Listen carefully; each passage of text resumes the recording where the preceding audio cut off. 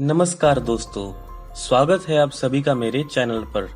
आज हम बात करने वाले हैं शिवलिंग और परमाणु ऊर्जा रिएक्टर के बीच की समानताओं के बारे में। दोस्तों, आप सबने शिवलिंग के दर्शन तो जरूर किए होंगे, लेकिन क्या कभी आपके मन में शिवलिंग के अनोखे स्वरूप के पीछे के कारण को जानने की जिज्ञासा उत्पन्न हुई है? तो चलिए आज हम शिवलिंग के स्वरूप के बारे में वैज्ञानिक दृष्टि से जानने का प्रयास करेंगे। दोस्तों, माना जाता है कि जब सृष्टि में अधर्म अपनी चरम सीमा पर होता है, तो भगवान शिव इस सृष्टि का विनाश करके एक नई सृष्टि के निर्माण में सहायता करते हैं। ये भी माना जाता है कि भगवान शिव के पास विनाश के साथ साथ सृजन की शक्ति भी है। वैज्ञानिक दृष्टि से देखा जाए तो न्यूक्लियर एनर्जी जीवन के निर्माण के साथ साथ विनाश करने की क्षमता भी रखती है। शिवलिंग और परमाणु ऊर्जा रिएक्टर में सबसे पहली समानता है उनका आकार। आधुनिक काल के परमाणु ऊर्जा रिएक्टर का आकार बिल्कुल शिवलिंग के आकार के जैसा है। शिवलिंग के ऊपर रखे एक पात्र में जल भरकर रखा जाता है और इस पात्र से धीरे धीरे जल शिवलिंग पर गिरता रहता है। परमाणु रिएक्टर में विस्फोट होने से बचाने के लिए उसे ठंडा रखने की आवश्यकता होती है और इस कार्य के लिए जल का प्रयोग किया जाता है। भगवान शिव के सभी ज्योतिर्लिंग किसी न किसी जल स्रोत के पास स्थित हैं।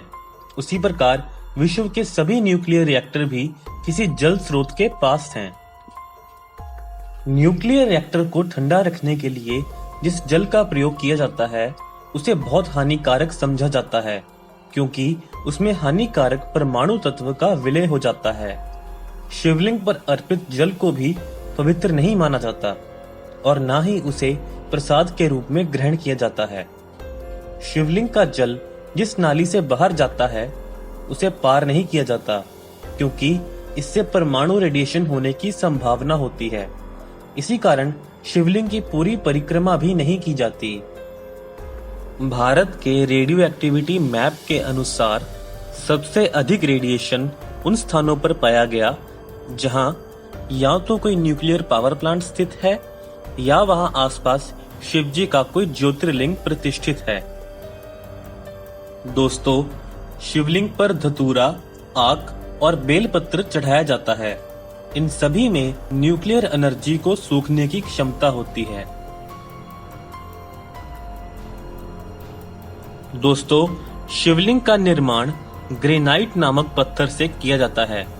ग्रेनाइट भी रेडिएशन का स्रोत है और ये भी प्रमाणित है कि इसमें अधिक रेडियो एक्टिविटी होती है।